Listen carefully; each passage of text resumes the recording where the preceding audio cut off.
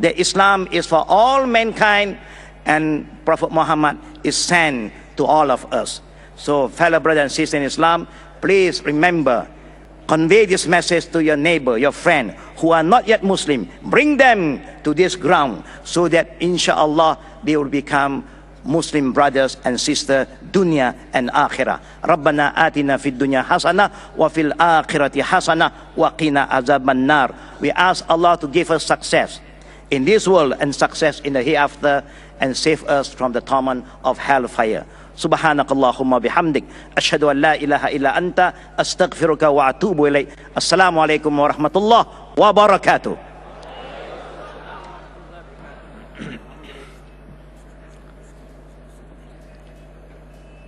Our next speaker is Brother Riaz Ansari from USA. Whereas many in the world aspire to go to the West, Brother Riaz left America to settle down in Sharjah, UAE. A graduate from the University of Medina, he is, mashallah, an excellent orator. So much so that he deserves to be better known than his humble self currently is. He will sure be a pleasure to listen to. His lecture on Clash of Civilization is outstanding. Please welcome Brother Riaz Ansari.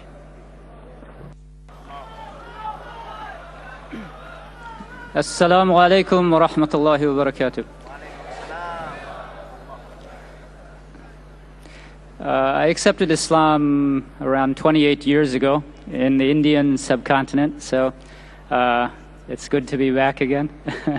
Although it was in Pakistan that I accepted Islam. But I did visit India during that time. One of the things that a new Muslim who is reading the Quran comes across is seems like some verses are saying one thing and some verses are saying another, and how do you put them all together? And this was something that puzzled me for a really long time. And I think that it also may puzzle a born Muslim also. If you're reading the Quran in Arabic and you don't understand it, then of course the issue doesn't arise. But if you're reading it in translation and you come across this verse and these two verses, how do we reconcile them? We have the verse in Surah An-Nisa, Surah Al-Ma'idah, أعوذ بالله من الشيطان الرجيم ولو شاء الله لجعلكم أمة واحدة ولكن ليبلوكم فيما آتاكم فاستبقوا الخيرات. If Allah willed, He would have made you all one religious community. But it is His will to try you by what He gave you.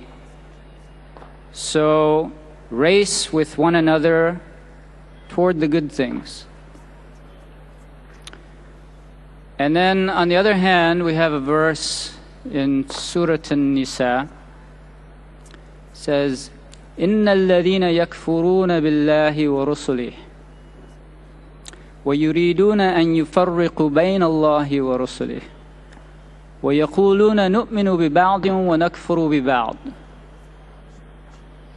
وَيُرِيدُونَ أَن يَتَّخِذُوا بَيْنَ ذَلِكَ سَبِيلًا أُولَئِكَ هُمُ الْكَافِرُونَ حَقًّا وَأَعْتَدْنَا لِلْكَافِرِينَ عَذَابًا مُهِينًا. Verily those who reject faith in Allah and His messengers, and they want to make a distinction between Allah and His messengers, and they say we believe in some and we don't believe in others, and they seek a way in between. Such people are truly rejectors of faith, kafirun. And Allah says we have prepared for those people a humiliating punishment. So on the one hand, we have what seems like an affirmation of other religions previous to Islam. And on the other, we have a declaration that such people holding such beliefs, rejectors of faith in Allah, rejectors of faith in the prophets, in totality. I mean, this verse in Surah An-Nisa, ostensibly it's talking about one group, but it's really talking about 4 levels of rejection. There are some people who don't believe in anything religious. They reject belief in God and belief in prophets. There are others who say, okay, I believe in God, but I don't believe that there's such a thing as a message coming to me from God by human agency. And there are some who believe in some prophets and reject others. And then the final category, there are some people, like during the time of the Prophet ﷺ, there were Jews who said, we believe that you are a prophet. You're just not a prophet to us. So they were looking for a way in between. So all of these people are being declared disbelievers, and they're being promised punishment in the hereafter. So how do we reconcile these two? I believe that the way to reconcile that is that in this life we have a dual responsibility. One is to respect other people's right to believe as they have reached a conclusion. You know, whatever they have believed that this is the truth.